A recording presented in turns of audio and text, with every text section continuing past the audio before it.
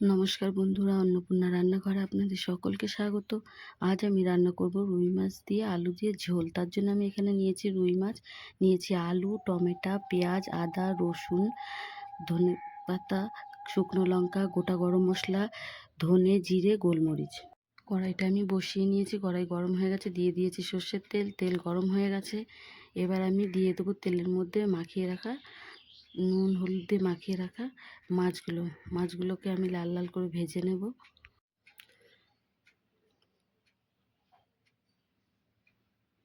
মাছগুলো আমার লাল লাল করে ভাজা হয়ে গেছে, এবার আমি মাছগুলোকে নামিয়ে নেব।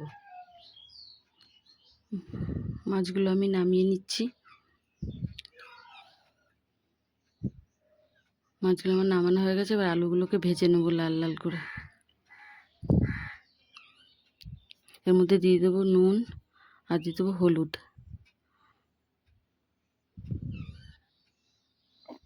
এবার আলুগুলোকে লাল করে ভেজে নেব নাড়িয়ে চাড়িয়ে।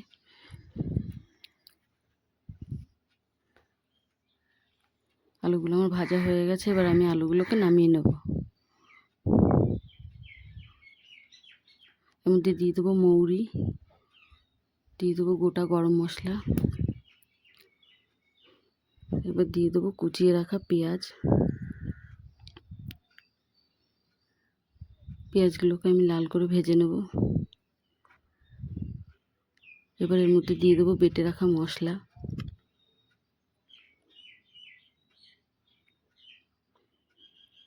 এর মধ্যে দিয়ে দেবো নুন, দিয়ে দেবো হলুদ,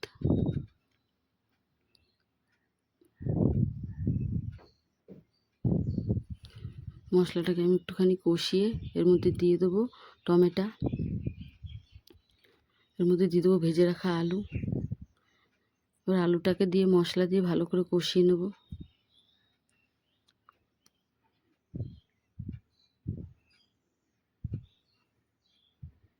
আমার কষানো হয়ে গেছে, এবার আমি এর মধ্যে দিয়ে দেবো জল।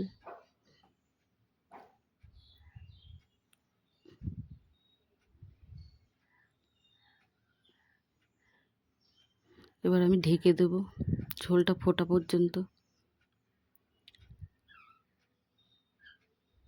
ঢাকনাটা তুলে দেখে নেবো ঝোলটা আমার ফুটে গেছে। এবার আমি এর মধ্যে দিয়ে দেবো ভেজে রাখা মাছ।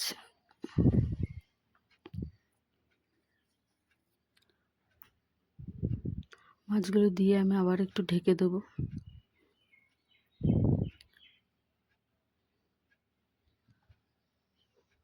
এবার আমি ঢাকনাটা তুলে দেখে নেবো তরকারিটা আমার হয়েছে নাকি।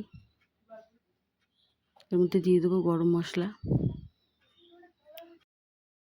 তরকারিটা আমার হয়ে গেছে।